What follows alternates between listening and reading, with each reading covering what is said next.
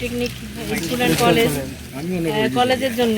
তো এটা আসলে অনেক দিন ধরে এই প্রক্রিয়াটা চলমান ছিল।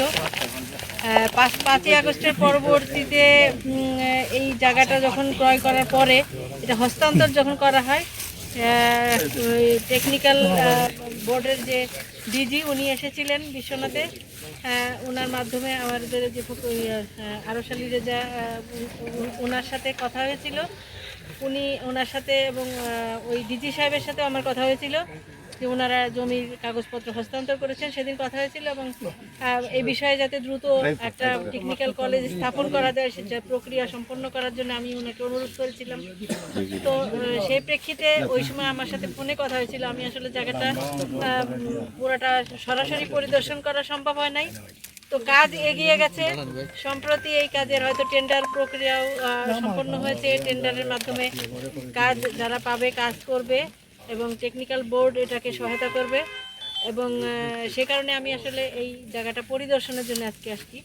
তো জায়গাটা নিঃসন্দেহে সুন্দর এবং এই এলাকার মানুষের প্রচেষ্টা, যারা প্রবাসী এই অর্থ দিয়ে এই জায়গাটা ক্রয়ে সহযোগিতা করেছে তাদেরকে অসংখ্য ধন্যবাদ।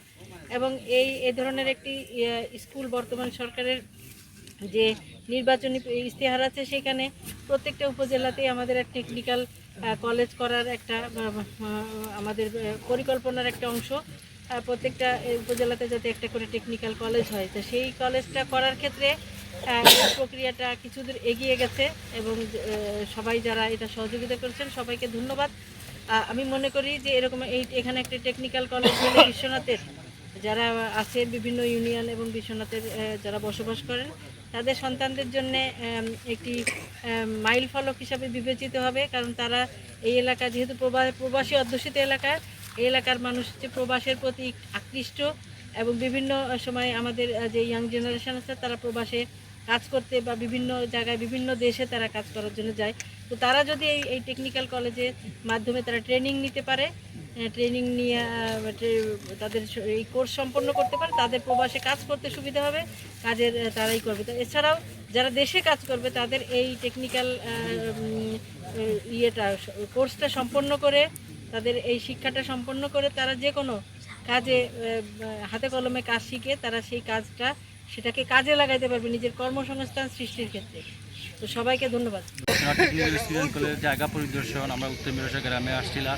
আমাদের এলাকার সকল প্রবাসী এবং এলাকাবাসীরা স্বপ্ন ছিল যে আমাদের এলাকা একটা কিছু হোক, উন্নয়নের জন্য শিক্ষাক্ষেত্রে কিছু একটা অবদানের জন্য কিছু। তাই যখন এই প্রজেক্টটা আসে তখন আমাদের এলাকার সকল প্রবাসী সকল মিলে এই ভূমিটা দান করেছিলেন। সেই হিসাবে এখানে টেন্ডার প্রক্রিয়ার মাধ্যমে খুব তাড়াতাড়ি আমাদের স্কুলের কার্যক্রম শুরু হবে।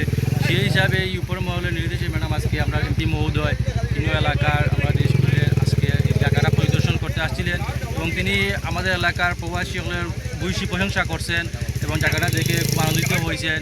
আর যারা জায়গাটা দিয়েছেন সবাইকে ধন্যবাদ জানাইছেন। আমরাও আনন্দিত যে আমাদের এমপি মহোদয় এখন আমাদের স্কুলটা দ্রুত গতিতে আগিয়ে যাওয়ার জন্য গেরি উনিও এটা নিয়ে এই লোককে নিয়ে কাজ। আমাদের এই অঞ্চল বিশ্বনাথবাসী উপকৃত হবে। আমরা এই স্কুল এবং কলেজ বাস্তবায়ন হলে আমাদের এলাকার সুনাম হবে এবং আমাদের এমপি মহোদয় আমাদেরকে আশ্বস্ত করেছেন অচিরেই স্কুলের টেন্ডার হয়ে যাবে, কার্যক্রম শুরু হবে।